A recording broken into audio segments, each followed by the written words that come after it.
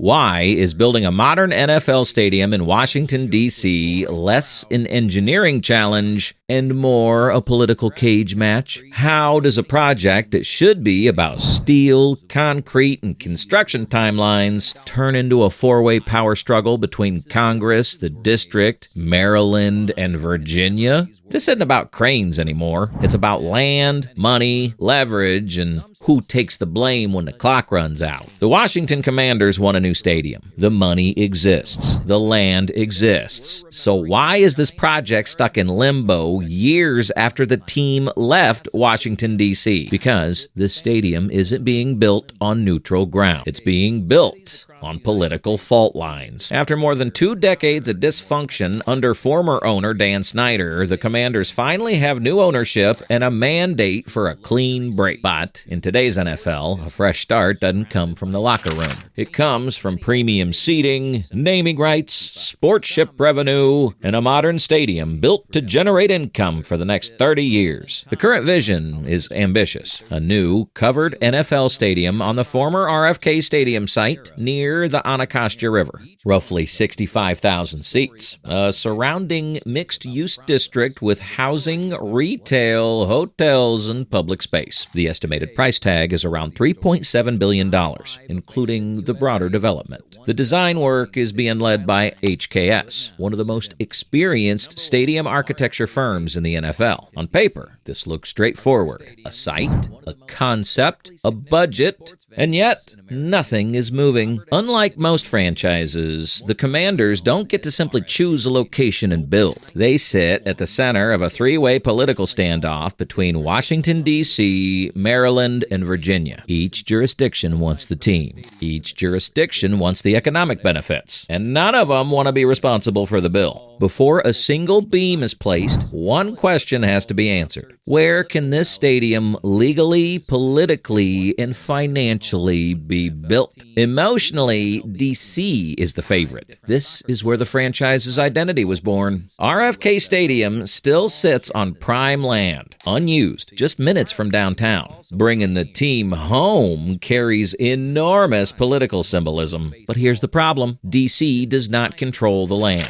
The RFK site is federal property. Any long-term redevelopment requires congressional approval, and federal oversight can restrict how the land is used. One stalled bill or committee delay can freeze years of planning. Then there's the money. Unlike Maryland and Virginia, D.C. is not a state. Its budget is smaller. Its borrowing power is limited, and it cannot spread stadium costs across the statewide tax base. D.C. simply does not have the financial flexibility to underwrite a multi-billion-dollar NFL stadium without serious trade-offs to core services. So, while RFK makes sense emotionally, it is the most legally complex option on the table. Maryland already hosts the Commanders in Landover. On paper, that should make this easy. Highways exists, utilities exists, transit exists, but the relationship is broken. FedEx Field is widely disliked by fans. It's surrounded by parking lots and highways, with limited walkability and a frustrating game day experience. There's no surrounding entertainment district, no organic atmosphere. Maryland knows losing the team would mean losing jobs, tax revenue,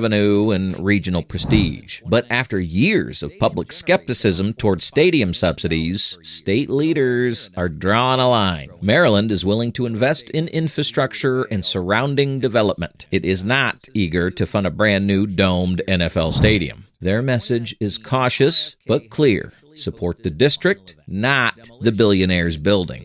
From a development perspective, Virginia once looked like the frontrunner. Large, shovel-ready sites in Northern Virginia, a pro-business political climate, fast approvals, and aggressive incentives. But in 2022, Virginia's stadium legislation collapsed under political infighting and public backlash. Concerns over traffic, environmental impact, and opaque financing turned the proposal toxic almost overnight. Since then, Virginia's tone has shifted. The door isn't closed, but it's no longer wide open. Virginia's position now is cautious and calculated. We're open to discussions, but we're not risking our political careers. A modern NFL stadium now costs $2 to $3 billion on its own. Add infrastructure, transit upgrades, and site prep, and the real price creeps towards $4 to $5 billion. Public patience for paying that bill is wearing thin. No politician wants to be remembered as the one who wrote a massive check for a billionaire's stadium. Ownership, meanwhile, wants a modern, weatherproof venue capable of hosting Super Bowls, concerts, and year-round events. That ambition doesn't come cheap. So, everyone wants the economic upside. But when the invoice arrives, no one wants to sign it. Dan Snyder owned a franchise from 1999 to 2023. During that time, the team's on-field struggles were matched by off-field scandals, lawsuits, and toxic workplace allegations. Snyder didn't just damage the brand. He destroyed public trust. Lawmakers didn't want to work with him. Communities didn't believe his promises. Public funding became politically impossible. When Josh Harris purchased the team in 2023, many fans expected an instant reset. What Harris inherited wasn't just an outdated stadium. It was a burned-out political landscape. Before negotiations could move forward, trust had to be rebuilt with lawmakers, communities, and league officials. That takes time, and Harris has shown little interest in rushing into a bad deal just to move quickly.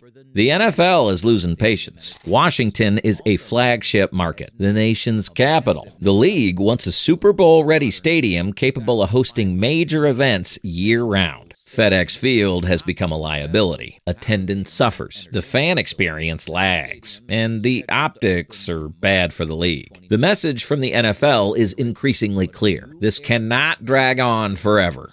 3 paths remain.